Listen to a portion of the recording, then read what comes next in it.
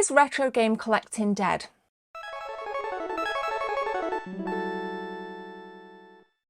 Welcome to the video, guys. In this first section, I'm going to be giving you my personal view before we take a look at some of the wider kind of areas of this community. And I think this topic comes around every couple of years. You'll see a flurry of people talking about it online, and it really does get me thinking. And I've been wanting to make this and Thursday's video for quite some time. It's been kind of bubbling in my brain. So I think we need to define, first of all, what retro is. And whilst I don't think there's any unified definition, my view on retro game collecting is anything from the PlayStation 2 era and downwards. There might be a very strong argument for the PS3. I mean, there's a definite nostalgia vibe to the PlayStation 3, but I still feel that some of those games look absolutely tremendous. I could see a lot of them, something like Dead Island, for example, that you can play on the PS3. I can see that on the PS4 because, of course, Dead Island 2 doesn't really give that much of a graphical upscale. So anything, I'm talking specifically from kind of PS2 and downwards, with maybe a fluttering of the PlayStation 3. I need a few seconds of your time to tell you about channel memberships. If you guys want to become a channel member, click join from the main page or the second link in the description. There are 3 tiers, all with different perks for you if you want to become a team member. Thanks for your time. Let's continue with the video. What I've noticed from my retro game hunts is that people, particularly at the gaming market, say that prices are very high. And yes, you're absolutely right, prices can be ridiculously high. I'll use the example of a game that I purchased for £44 at the Birmingham Retro Game Market. It was £44. It was priced at £48, and there was and ahhing, but I really wanted the game. And there was a few people in the comment section that said you could have got this for £28 from CEX. Unfortunately, CEX didn't have any stock at the time, as we were kind of reading these comments and picking up on that. So I actually paid for 44 quid. People are like, you got ripped off, and that's fine, I agree, I think I did, but I really wanted the game. And I think it's that kind of supply and demand culture of, I can supply you with this if there is a demand for it. Will the consumers buy it? And for what price? I think it depends on how much you really want something. So it really kind of got me thinking, and it got me kind of down this rabbit hole of, are some people, including me at times, priced out? And recently in the news, the retro gaming world, there was the $8,000 Mega Drive game. I think it's like Celtics versus Lakers. It was a PAL variant that was unreleased. There's only 13 or 14 in circulation, PAL, and it went for $8 grand on eBay. In North America, it's very common. You can get it for like $10. So I'm thinking, okay, somebody's got $8 grand to spend on a video game. That's fine. And if you want it, absolutely brilliant, absolutely fantastic. Clearly somebody like me is priced out, as maybe some of you might have been priced out. Even if I wasn't priced out, I don't think I would have spent $8 grand on that retro game. I would have preferred a factory sealed copy of A Link to the Past, something that I'm really passionate about. But I do think for the most part people can become priced out, and that is a little bit annoying.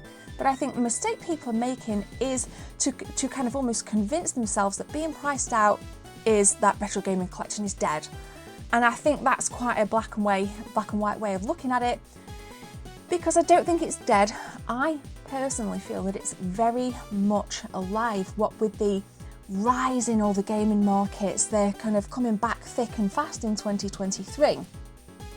So I think, yes, even me as Gemma, I am priced out on some things, and it does irk me, but I don't lose sleep on it. I think some people can kind of get a little bit too et up in this hobby. I think we need to just take a step back at times and keep our feet on the ground a little bit more.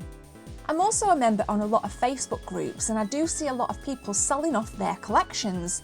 And I think, again, that can sometimes give people the impression that retro game collecting's dying because Fred, Bill and John need to sell their collection because they're having a baby. But if you look at that on the flip side of the coin, one man's loss can be another man or woman's gain. So yes, their collection is dwindling because they need to sell it off for whatever reason, but so-and-so's picked up a collection and their retro game collecting journey is very much alive. But I do think there's that kind of people say, oh, they're selling things off, oh, times are hard, retro game collecting's dead. And again, that's quite a black and white way of looking at it.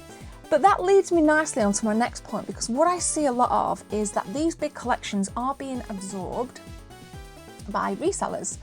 I'm not a reseller. I do sell the odd double, half a dozen or so. I wear whatever I've got, anything that I've got as a double of. I'm not going to hoard it. I'm going to sell it and put it back into my collection. But what you're seeing a lot of is people buying up big collections, and I'm going to talk about that, looking at it from a retro game hunt and a retro game shop point of view in this next segment. Now, I've been in this community long enough to realise that there's some absolute that own retro game shops. I am not going to mention them by name because I don't want anything to come back on them. But I have physically had a conversation with a female shop owner who wasn't a gamer. Imagine having a job that you're not passionate about. How hard must that be for you?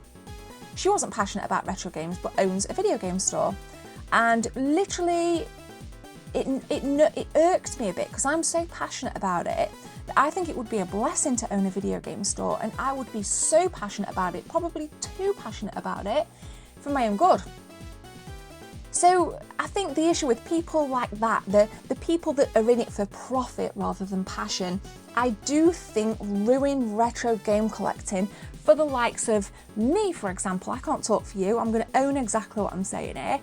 For the likes of me that get adrenaline when I go to pick up a collection, that feel a flutter, you know, a little kind of tingle in the hands when I'm about to buy a game that I really, really want. Like for me, it's so genuine to kind of go out there and be able to film it all and show you, and then knowing full well that I'm hopefully helping to keep the retro game shops alive that do give a crap about their audience, their customers, sorry.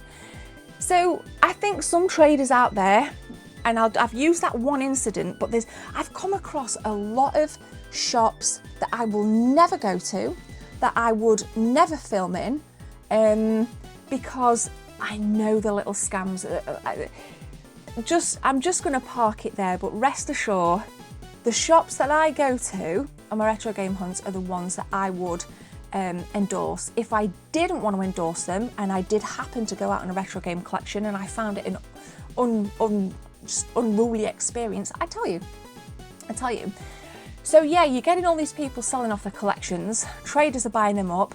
Sometimes they're going into the wrong traders' hands, I think, and I think that ruins the experience for people. That does dent the hobby, the passion.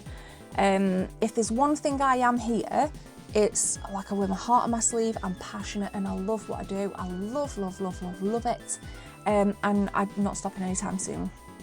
So I think what you've got to look at, there's always that flip side of the coin, because there's people like James at Doorway to Dorkness, you know, Rich at Super Game Shack. There's so many traders out there that really care about their shop, their stock, their customers, the experience. They do little giveaways. They care about all different ages of customers as well, from the little kids that might come in and want some Fortnite gear, memorabilia, to, you know, somebody coming in that wants to buy a VIC-20. You know, there's those kinds of people that I have got time for, and long may that live. That's why I do the retro game hunts, because I want to keep that experience alive for me and for you. So there's that kind of element to it, when the reselling element, I guess, I think is what this second segment is. But next, I just want to kind of touch on something around physical media. Now, I'm not going to broach this topic too much because I have a separate video coming on this, but there's a lot of dying and closing physical video game stores. To name but a few, we had the one in Rugeley that had closed. I think it was called Retro Hub. There was one, what was it called, in Leeds, Predator Games. There's lots that have closed, and with the rising cost of living, it's no wonder, with rents high, council tax, gas, electric, internet, water, it becomes very difficult. So I think that can sometimes give people, I guess, a bad impression.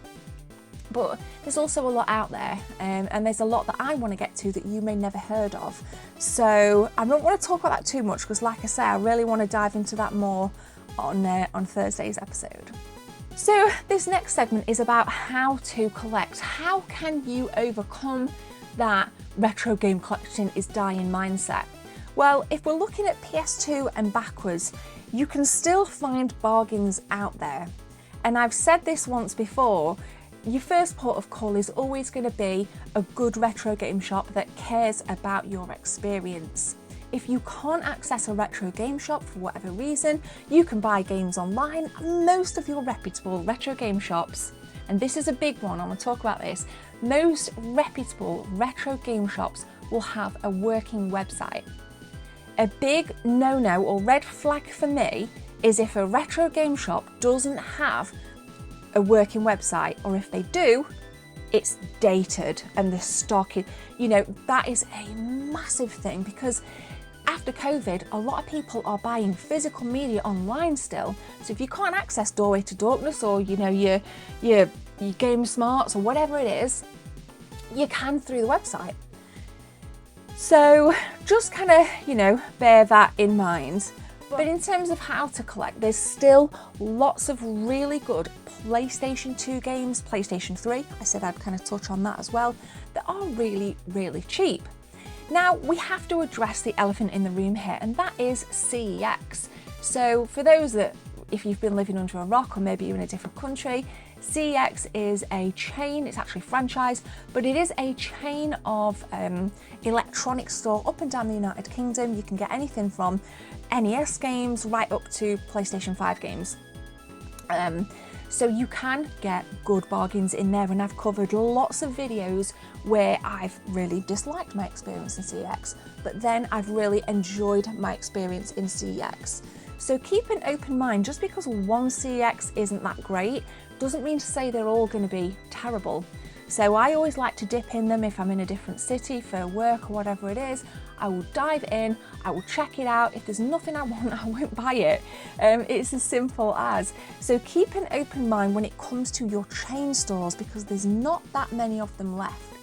I mentioned in a short not long ago that the Game, which is the GameStop if you would, it's dwindling because it was bought out by some guy that doesn't like gaming and just wanted to take that profit out of it and sandwich all the games into Sports Direct. I mean, you absolute weapon. That's quite a raw topic for me, because I've kind of grown up with Game. I miss Game Station more, but definitely grown up with Game, and I do still enjoy going in the very, very few remaining physical high street game stores.